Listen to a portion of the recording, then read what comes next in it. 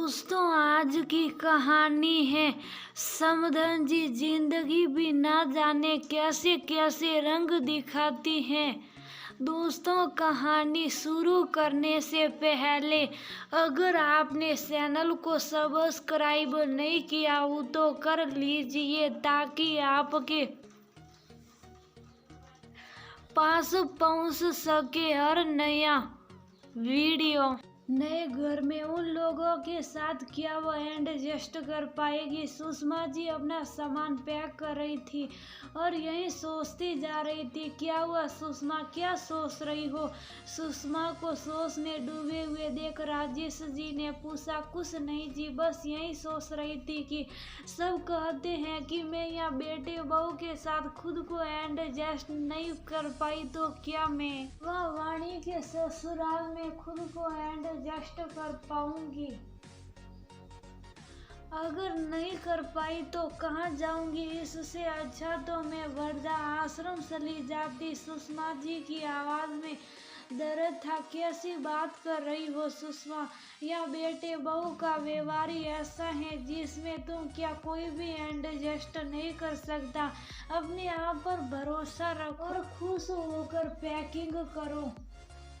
अगले दिन सुषमा जी और राजेश जी बेटी वीणा के घर आ गए। दरअसल सुषमा जी बीमार रहने लगी थी।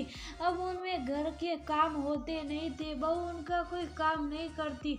बेटा भी पराया हो गया था, इसलिए बेटी वीणा और उसके ससुराल वालों ने उनको अपने घर आने के लिए जिद की। बेटी ने अपने मम्मी पापा के लिए कमरा तैयार कर रखा था।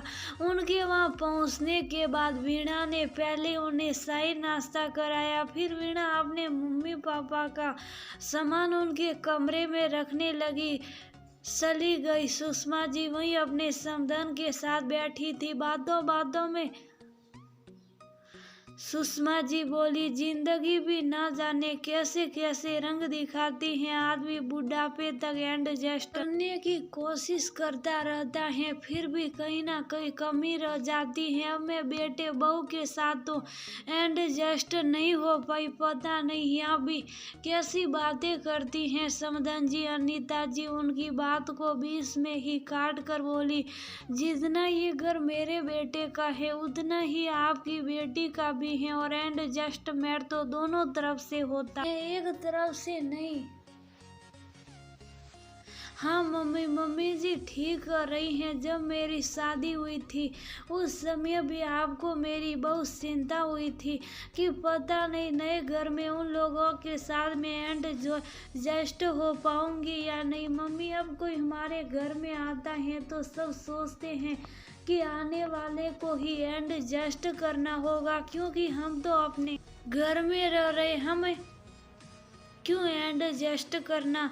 लेकिन यही सोच हम एक दूसरे के साथ एडजस्ट नहीं होने देती। मेरी सासू माँ ने मुझे यही सिखाया है कि एडजस्ट तो दोनों को ही करना पड़ता है। जब हम शादी से पहले आपके पास थे तब भी तो आप हमें डांटती थी और हम उसे आपका प्यार समझकर इग्नोर करते थे।